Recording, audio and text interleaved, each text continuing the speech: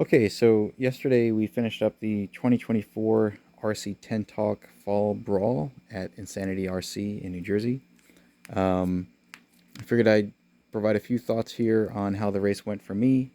I do have some race footage, by the way. I have to go through that to see what's worth uploading because a lot of it is me making some pretty bad mistakes and getting caught in some bad marshaling and all that stuff. So, yeah, I'll upload some of it. So I guess to start, I'll just work through my book of excuses. First and foremost, I did not have the benefit of a complete open practice session.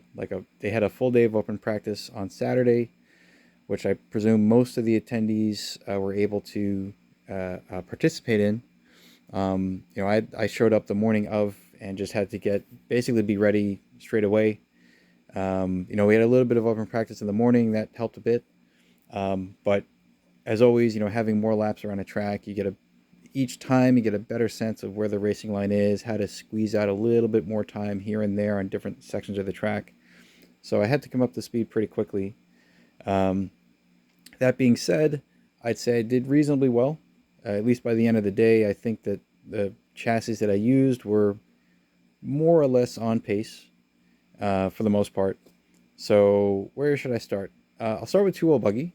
So I did amend my roster a little bit compared to the video I made previously about what I was going to bring. So for 2-wheel buggy, I brought my Pro X, and instead of the Tekin mid motor, I brought my RPM RC10 Worlds.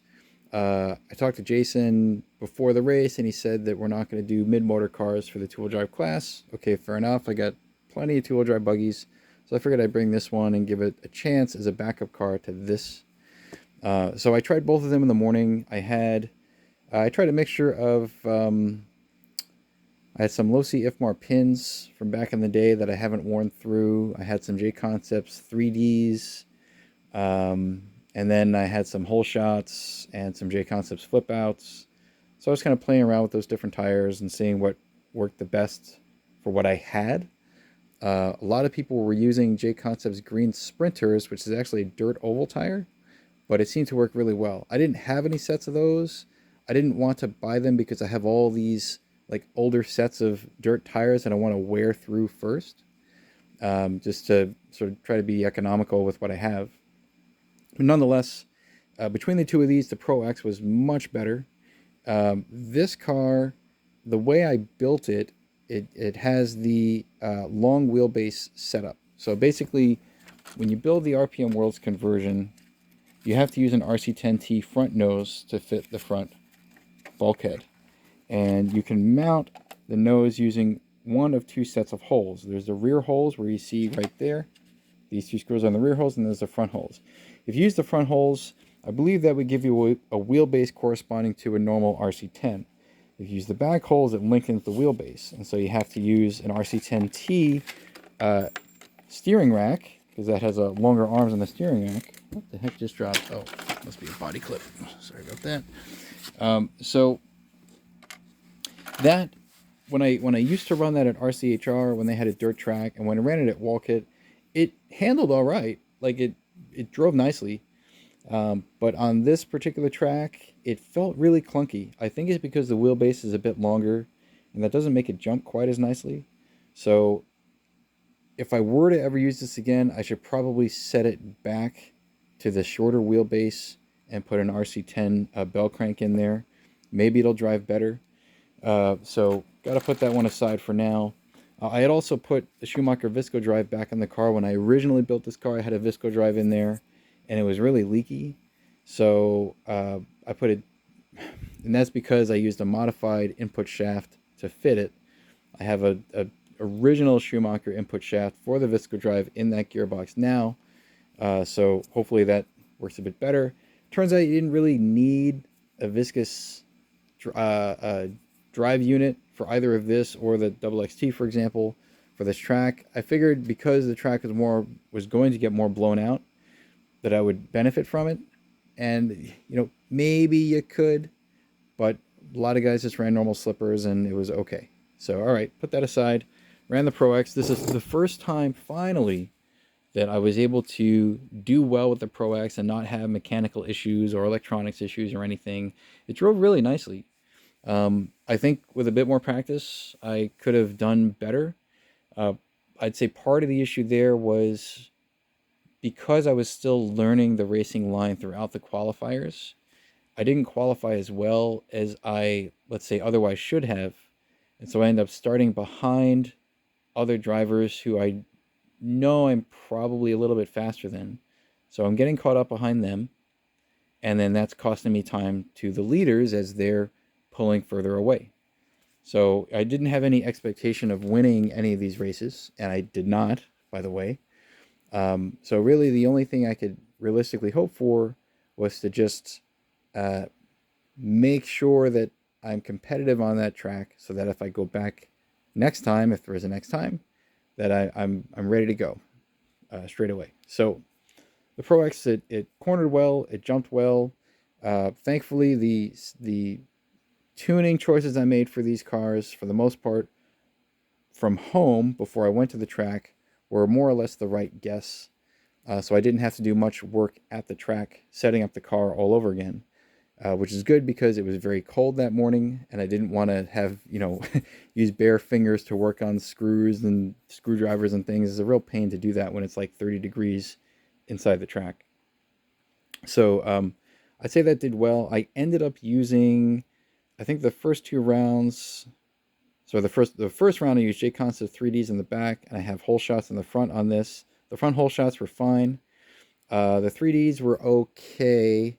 Again, those are like really old tires, so I don't know if maybe the rubber was dried out a little bit or something, but it was okay. And then I had some flip outs that I hadn't worn through yet, so I put those on, and the flip outs did very nicely. Although flip outs are more like a miniature spike tire instead of a small pin tire like the hole shots. Hole shots have a more like square tread style, and that other J Constance tire I mentioned, it's more like a square tread style. Flip outs are more like a spike. So they grip very nicely, but they don't last as long. They're not really meant for this surface, but it's what I had, so I used them. And by the middle of the main, the tires were more or less blown out. So I didn't have much grip in like probably the latter half of the main. It was kind of challenging, but still, it drove great. If we have another RC10Talk race there, or any race there at all, I would bring the Pro X. And instead of this RC10, I'd probably bring the Kyosho Triumph as a backup. I think that would be a suitable car for that track. So that's two-wheel buggy. And then for a four-wheel buggy, since it's sitting right here, there were only 4 of us in the four-wheel class. 3 of them were Yokomos. So I had my 92 Works. One guy had a re-released 870C. Another guy had a 94 YZ10. And the 4th guy had a low C XX4. That was Jose Zayas. He's very fast. I raced him at Vonats. I managed to beat him in Stadium Truck at Vonats. But this weekend, he just kicked all our butts with everything he had. So he brought a XX4. I really didn't stand a chance against him, given the difference in the capabilities of the cars between the 92 Works and the XX4, and the fact that he's a very good driver. So I really had to push to make this drive even almost as fast as that XX4.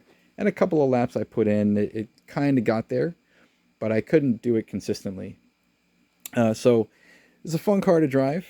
It does need maybe thicker oil in the rear shocks, because on some of the jumps it was kind of donkey kicking a bit, and I don't know if that's the right term, I think it is, but basically the rear would bottom out on the jump face, and then the nose would do this, or the rear would kick up in the air and the nose would do this, and so it didn't jump quite level. So maybe thicker oil in the back would help settle that down.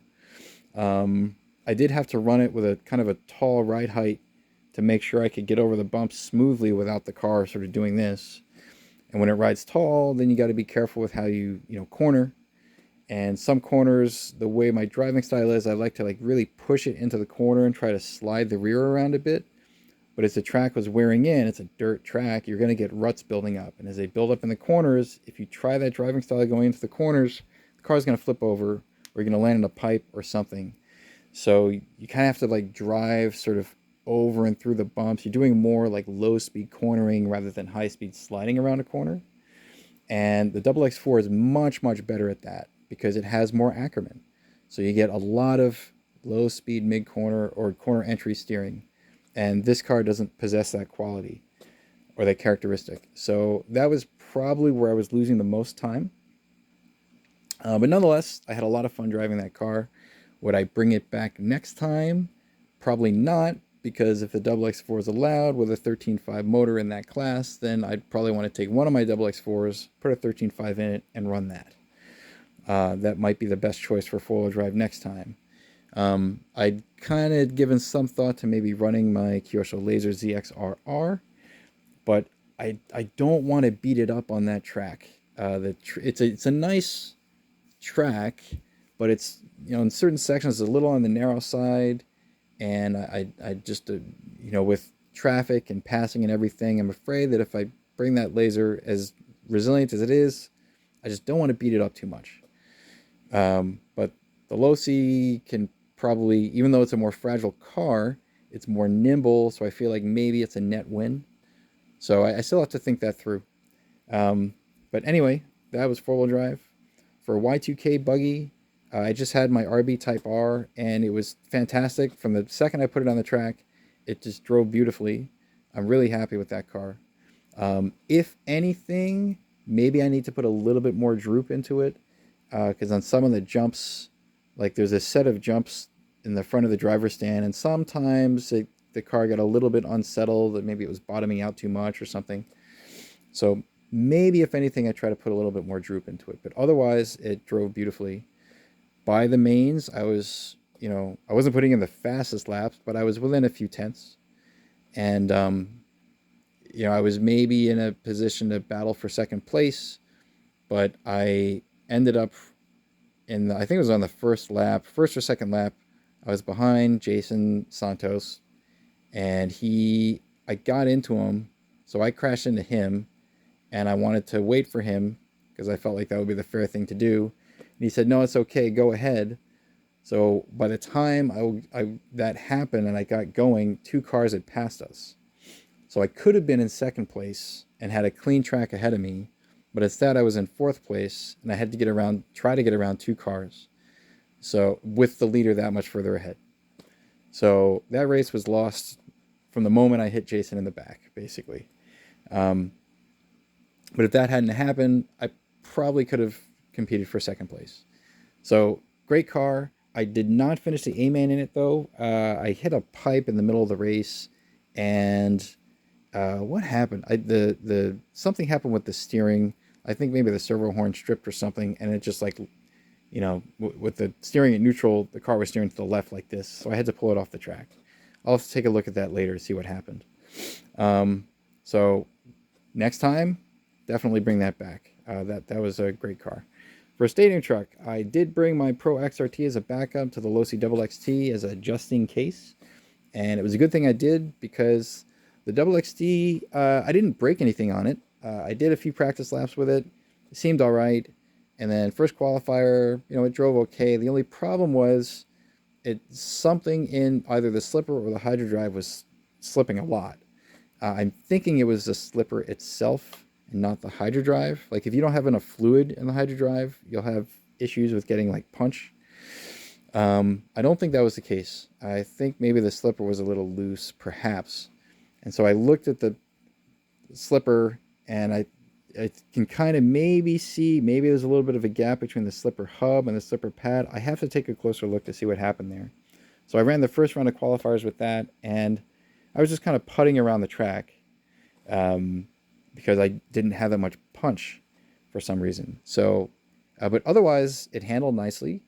The shock oil I used was maybe a little too thick given the temperature at that time. So it was a little on the stiff side. Less of an issue for stadium truck, frankly, because you have bigger tires. The truck is wider. It generally handles better when you don't have as much grip. But it would have been nice to have something a little bit more plush. So I figured, okay, in between Q1 and Q2, we had a little bit of time to go on the track. So I brought the Pro XRT out just to try it for a lap or two, and it instantly felt better, you know, because don't have a hydro drive in there. I know the slipper clutch works fine. Same sets of tires, you know, Proline edges up front, Proline M4 hole shots in the back. And the suspension setup I chose for the XRT was a bit softer, especially in the rear. So it drove beautifully. I love that truck. So I drove that for Q2 and for the mains. I ended up making a couple of mistakes in Q2. The truck was fast, but I was making too many errors. So I ended up qualifying further back in the grid, again, behind other trucks that I knew I was faster than. So it's like, all right, well, the main starts. I got to find a clean way to get around these guys, one guy in particular. And, you know, we're racing for position, so he has every right to defend. But I know I'm losing time as I'm trying to race clean with this person. But eventually I got around him. But by then it was, you know, I had too much time to make up. Something weird happened in the end. I'll have to check the race footage where, to my recollection, the buzzer or the tone at the end of the race, you know, when the race ends, you get like a buzzer sound.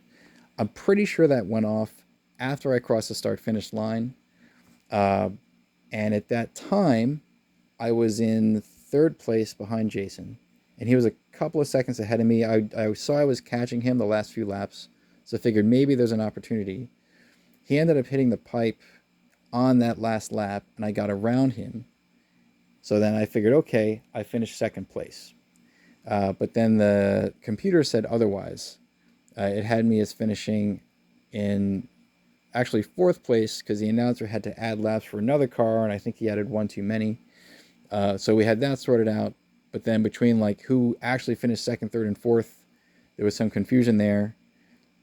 So it's possible, if my memory's correct and if the footage is consistent with that, then it's possible that there is a time delay between when the timer runs out. You know, we had an 8-minute main, so when 8 minutes goes to 0, and then there's a buzzer that goes off. That could have explained it. Because according to the computer, I crossed that start-finish line right at the 8-minute mark. So I missed that last lap. Otherwise, that last lap would have been part of my race, and I would have finished second. But I didn't. So I ended up finishing third. But even considering that, you know, I had a great time in the stadium truck class. By then, I had a pretty good sense of where the racing line was, and I was really happy driving that truck. So that truck was awesome. So what would I do next? Well, I think, and this is not up to me, right? I'm not the race organizer, but I think we might have a race in the spring. Jason had mentioned possibly doing that. So if he does, that would be great. That would give us sort of more time with our vintage cars before the Vintage Nationals in the fall. Otherwise, you're waiting a whole year to race your stuff again.